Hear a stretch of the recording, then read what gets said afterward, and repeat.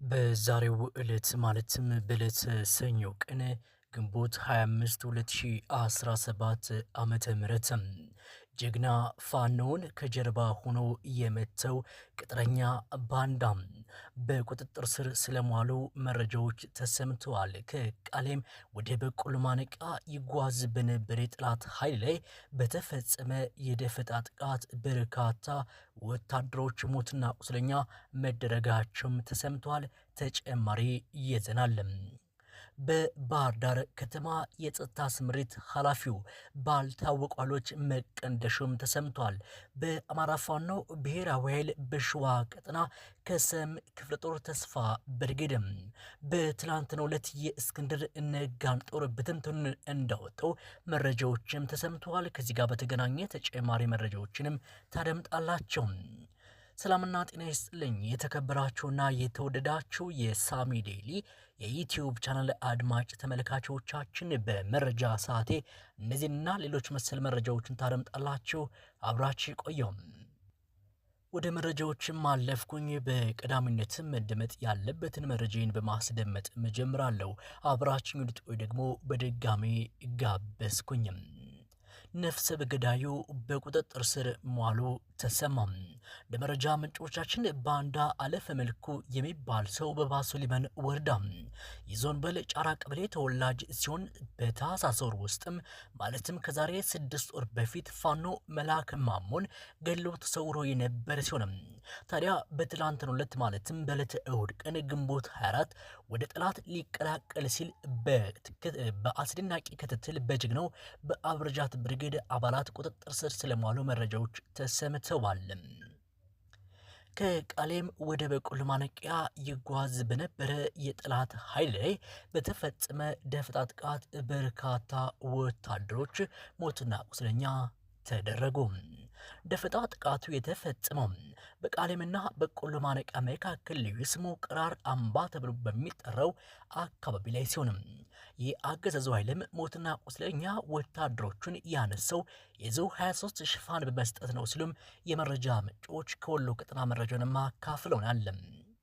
የአማራ ፋኖ ብሔራዊ ኃይል በወሎ ምስራቅ አማራ ኮር 2 ካላኮርማ ክፍለ ጦር ራያ ቆቦም አዋስና ቃሌም እንዲሁም ደግሞ ጉባ ላፍቶ ወረዳ በቆሎ ማነቂያ ዙሪያ ለተከታታይ አንድ ሳምንት በርካታ ድሎችን አስመዝግቧል።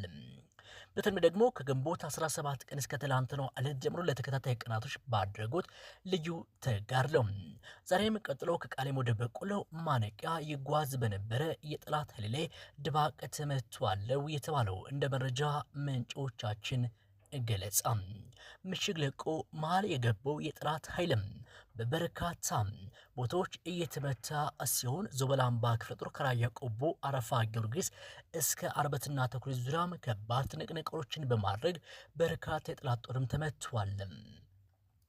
በሌላ መረጃ የባህር ዳር ከተማ ጸጥታ ስምሪት ዘርፍ ኃላፊ ባልታወቁ ኃይሎች ጠበብተኞች ሆኖ መንገድ ላይ እንደተሸኘ መረጃዎች ተሰምተዋል።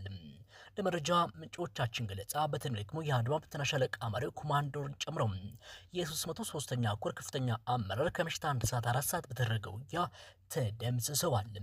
የሚይዘው የሚጨብጡ አጠው የዋለው የአብይ አህመድ ዙፋን ጠባቂ ጥምር ጦር ምሽት 1 ሰዓት እስከ ምሽት 4 ሰዓት ድረስ ከውባንተ ልጆች ጋር ገጥሞ ማምሸቷል። የውባንተ ልጆችም ክንድን መቋቋም ያቃተው መከላከያ አድማ ብተና አለኝ ያሉን ሞርተር በግምት ሲያዘንብ ማምሽቷል።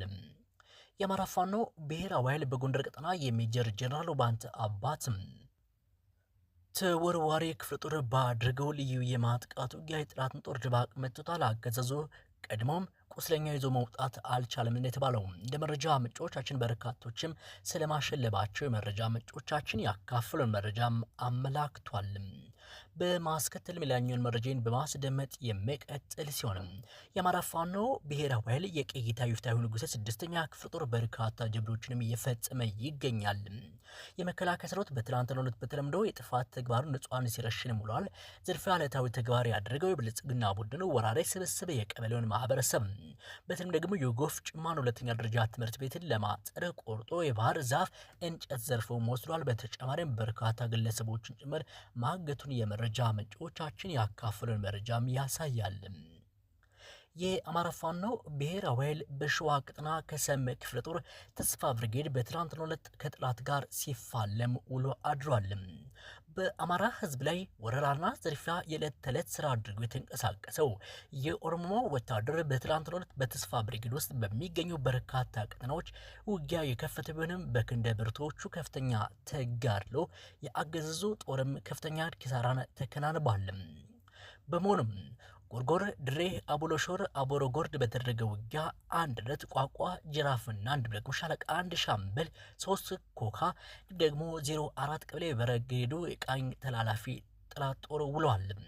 በዚህ ውጊያ ተስፋ ብርጌድ ጀግናዎችን ይህንን የአማራ ጠላት የሆነውን ለእናቶች ለህፃናት አዛውንት ርኅራኄ የሌለውን ወታደርም ተፋልመውታል። ከአገዛዙ ጋር በተደረገ ውጊያው በርካታ በየጫካው ጭምር ሰዎችን አዝረክርኮ መውጣት ስለመቻሉ የመረጃ ምንጮቻችን ያካፈሉን መረጃም ያሳያልም። ውድና የተከበራችሁ የሳሚ ዴሊ የዩቲዩብ ቻናል አድማጭ ተመልካቾቻችን በመረጃ ሰዓት መደመጥ አለባቸው ብያሰብኳቸው ሰበር መረጃዎችን ያዝ መስሉ ነበር። ለሁላችሁ ደግሞ መልካም ቀን ተመኘሁም።